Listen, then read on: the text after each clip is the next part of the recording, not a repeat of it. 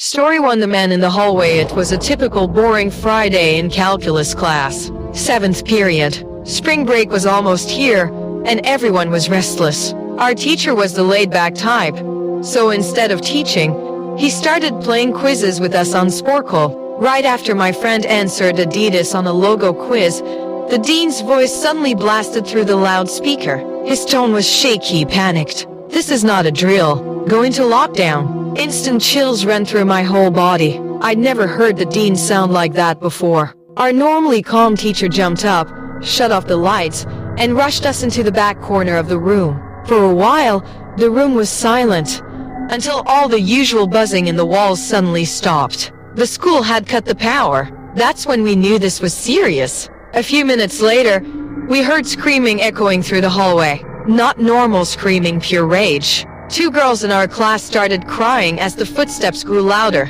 The man was pounding on lockers and yelling, "I'll kill all of you." My heart felt like it dropped through the floor. Then the banging moved to our classroom door. A girl screamed no, which only made the man hit the door harder. He pounded and screamed for what felt like eternity.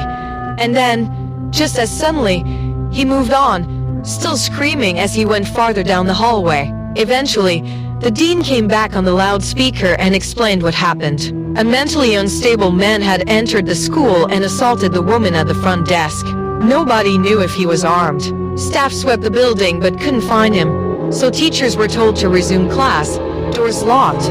No one leaves. Hours later, a janitor working the night shift found the man sleeping in a storage closet, and according to rumors, 844 Magnum was sticking out of his pocket. Before police arrived, he escaped. To this day, none of us know if he was ever caught. I can only hope he eventually got the help he needed.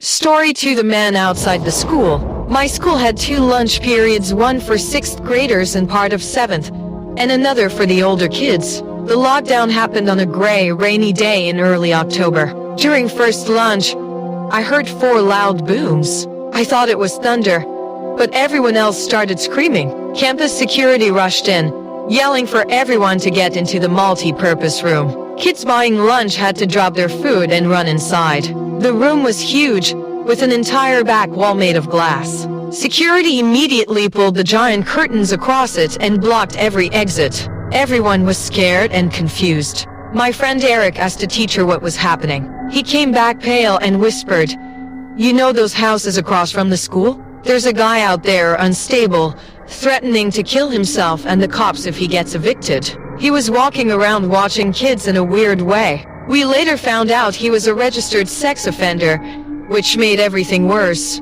We were stuck in that room for over an hour. When we were finally escorted back to class, I learned something even more disturbing. The man lived next door to my friend Brandy. She told me that the previous Halloween, she saw him cutting his own arm and writing on his window with his blood, "Don't come here or I'll kill you." Everyone assumed it was a Halloween decoration, but after that day, we realized how real it had been, and how lucky we were that he never reached the school. Story 3. The Basement Stranger. I'm 22, fresh out of college, working as a computer intern at my old high school. The basement where I worked was messy, but the small office I shared with 2 coworkers, Dave and Gary, was actually really comfortable. Cold AC, clean desks, a TV on the wall, a quiet place away from the chaos upstairs. One afternoon, while I was eating lunch, my phone rang. It was the front office. Lockdown. Possible dangerous intruder. My heart dropped. The worst part? Our office didn't even have a door, just a wide open entrance. And the basement door didn't even have a working lock. I turned off the lights, shut down my screen, and slowly crouched behind my desk. I messaged Dave and Gary, but neither of them replied. For nearly 20 minutes, I sat there in complete silence, just staring at my phone, waiting. Then I heard it. The basement door slowly opened. Someone came running down the stairs. My chest tightened. I crawled under my desk and tried not to breathe. Footsteps entered the office, but the lights stayed off.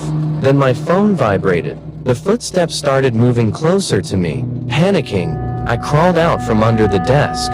Suddenly, a man grabbed my arm and pulled me up. He was wearing a red plaid shirt, jeans, and a red and black cap. In a shaky whisper, he said, "It's okay.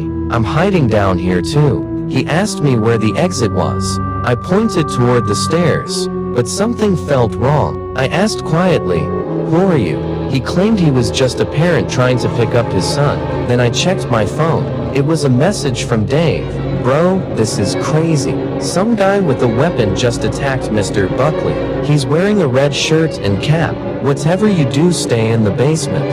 My entire body froze. I slowly looked up at the man. He looked straight back at me.